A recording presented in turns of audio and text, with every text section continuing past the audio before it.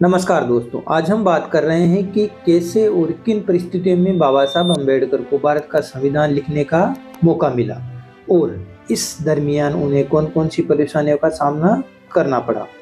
गांधी व कांग्रेस की कटु आलोचना के बावजूद बाबा साहब की प्रतिष्ठा एक अद्वितीय विद्वान और विधिवेत्ता की थी, जिसके कारण ही उन्हें 15 अगस्त 1947 को भारत को स्वतंत्रता मिलने के बाद में कांग्रेस के नेतृत्व वाली नई सरकार अस्तित्व में आई तो उसने बाबा साहब को देश के पहले कानूनी एवं न्याय मंत्री के रूप में कार्य करने के लिए आमंत्रित किया, जिसे उन्होंने सहर्ष स्वीकार कर लिया।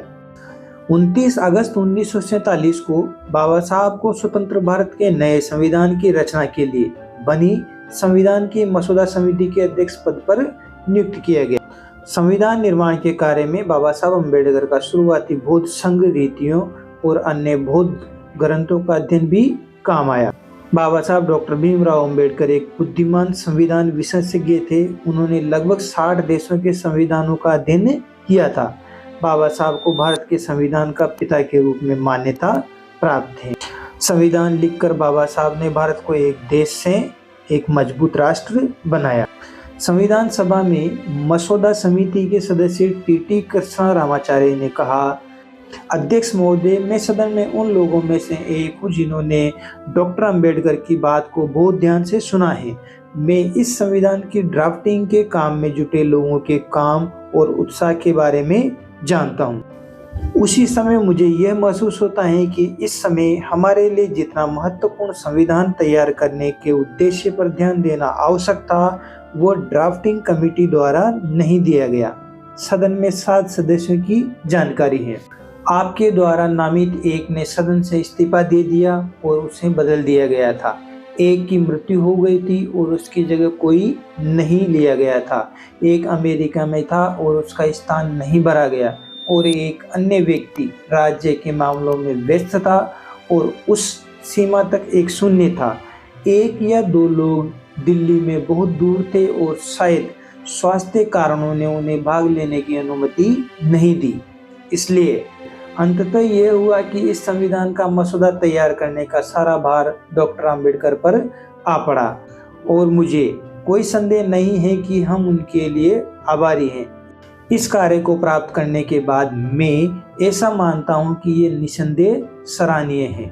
ग्रेनविले ऑस्टिन ने बाबा साहब द्वारा रचित भारतीय संविधान को पहला और सबसे महत्वपूर्ण सामाजिक दस्तावेज के रूप में परिभाषित किया और कहा, भारत के अधिकांश संवैधानिक प्रावधान या तो सामाजिक क्रांति के उद्देश्य को आगे बढ़ाने या इसकी उपलब्धि के लिए जरूरी स्थितियों की स्थापना करके इस क्रांति को बढ़ावा देने के प्रयास में सीधे पहुंचे हैं।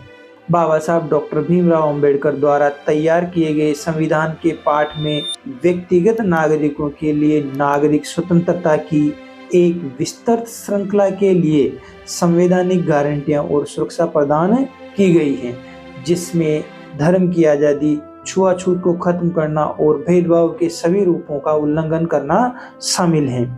बाबा साहब ने महिलाओं के लिए व्यापक आर्थिक और सामाजिक अधिकारों के लिए तर्क दिया और अनुसूचित जातियों, अनुसूचित जनजातियों और अन्य पिछड़ा वर्ग के सदस्यों के लिए नागरिक सेवाओं, स्कूलों और कॉलेजों में नौकरियों के आरक्षण की व्यवस्था करने के लिए असेंबली का समर्थन जीता, जो कि सकारात्मक कार्रवाई थी। भारत के सांसदों ने इन उपायों को समाज के निराशाजनक वर्ग के लोगों को सामाजिक आर्थिक असमानताओं और अवसरों की कमी को खत्म करने के लिए आवश्यक माना। बाबा साहब डॉक्टर भीमराव अम्बेडकर ने अपने काम को करने के बाद कहा, मैं महसूस करता हूँ कि संविधान साध्य है, ये लचीला है, पर साथ ही साथ यह इतना मजबूत भी है कि देश को शांति और युद्ध दोनों के समय जोड़कर रख सकें। वास्तव में मैं कह सकता हूँ कि अगर कभी कुछ गलत हुआ तो इसका कारण ये नहीं होगा कि हमारा संविधान खराब था, बल्कि इसका उपयोग करने वाला मनुष्य अधम था, दुष्ट था। बाबा साहब डॉक्टर भीमराव अम्बेडकर समान नागरिक संहिता के पक्षधर थे, इसलिए उन्होंने संविधान के अनुच्छेद 370 का विरोध किया, जिसने धर्म के आधार पर जम्मू कश्मीर राज्य को विशेष दर्जा दिया। फिर भी सरकार ने बाबा साहब की इच्छाओं के खिलाफ संविधान में शामिल कर लिया। बाबा साहब डॉक्टर भीमराव अंबेडकर के अनुसार भारत आधुनिक वैज्ञानिक सोच और तर्कसंगत विचारों का देश होता, उसमें पर्सनल कानून की जगह नहीं होती। संविधान सभा में बहस के दौरान बाबा साहब ने एक समान नागरिक संहिता को अपनाने की सिफारिश करके भारतीय समाज में सुधार करने की अपनी इच्छा प्रकट की। 1951 में संसद में अपने हिंदू कोड बिल के मसौदे को रोके जाने के बाद बाबा साहब ने मंत्रिमंडल से इस्तीफा दे दिया। हिंदू कोड बिल द्वारा भारतीय महिलाओं को कई अधिकार प्रदान करने की बात कही गई थी। दोस्तों, इस वीडियो में इतना ही। अगर ये वीडियो आपको पसंद आए तो इसे लाइक करें, शेयर करें और चैनल को सब्सक्राइब करना ना भूलें। धन्यवाद। जय भीम, जय भारत, जय संविधान।